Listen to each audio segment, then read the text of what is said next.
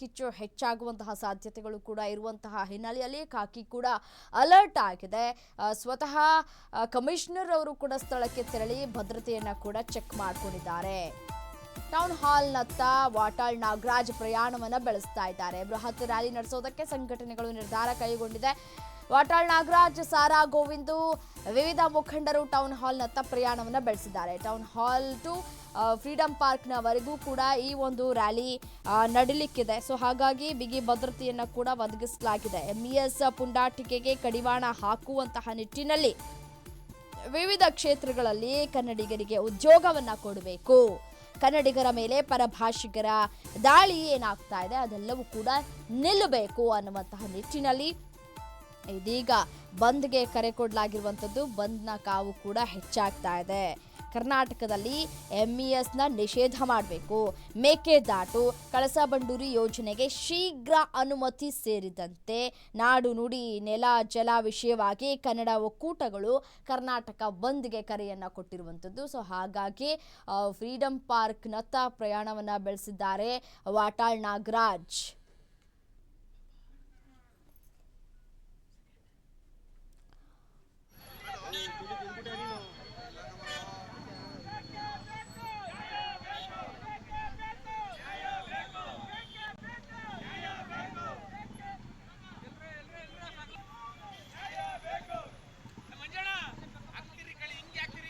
ಅಖಂಡ ಕರ್ನಾಟಕ ಬಂದ್ಗೆ ಬೆಂಗಳೂರಿನ ಪ್ರಮುಖ ಮಾಲ್ಗಳಾದ Orion mall, Mantri mall, Lulu mall, ಯಶವಂತಪುರದ ಮೆಟ್ರೋ ಹೋಲ್ಸೇಲ್ ಮಾರ್ಕೆಟ್, ರಾಜಾಜಿನಗರದ ರಾಮೇಶ್ವರ ಕೆಫೆಯ ಜೊತೆ ಕನ್ನಡ ಒಕ್ಕೂಟ ಮಾತುಕತೆಯನ್ನು ಕೂಡ ನಡೆಸಿತ್ತು. ಅದರಂತೆ ಬೆಂಬಲ ಕೂಡ ವ್ಯಕ್ತಪಡಿಸಿದ್ದಾವೆ.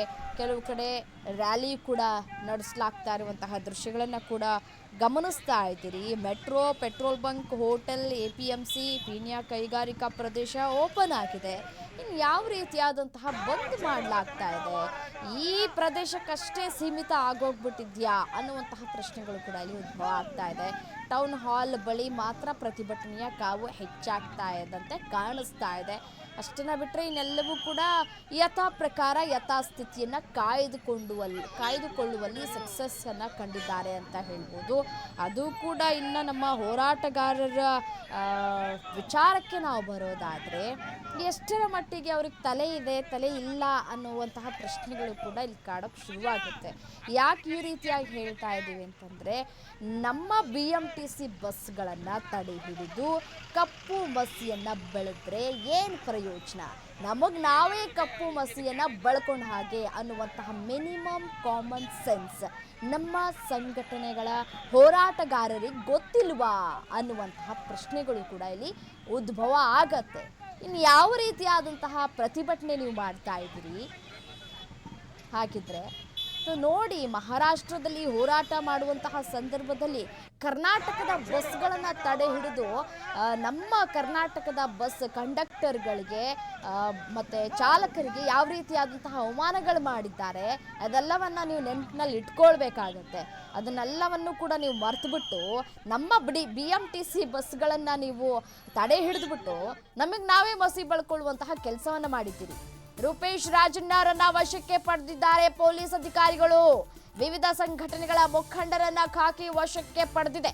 BMTC ಬಸ್ಗೆ ತುಂಬಿ ಪೊಲೀಸರು ಕರೆದೊಯ್ದಿದ್ದಾರೆ. ರ್ಯಾಲಿ ನಡೆಸೋದಕ್ಕೆ ಮುಂದಾಗಿದ್ರು, ಆ ಸಂದರ್ಭದಲ್ಲಿ ವಶಕ್ಕೆ ಪಡ್ಕೊಳ್ಳಲಾಗಿದೆ. ಕರ್ನಾಟಕ ಬಂದ್ ವೇಳೆ ಕನ್ನಡಿಗರು ರೋಷಾವೇಶವನ್ನ ತೋರಿಸ್ತಾ ಇದ್ರು. ರೂಪೇಶ್ ರಾಜಣ್ಣನ ಇದೀಗ ವಶಕ್ಕೆ ಪಡೆದುಕೊಂಡಿದೆ ಖಾಕಿ. ಈ ರೀತಿಯಾದಂತ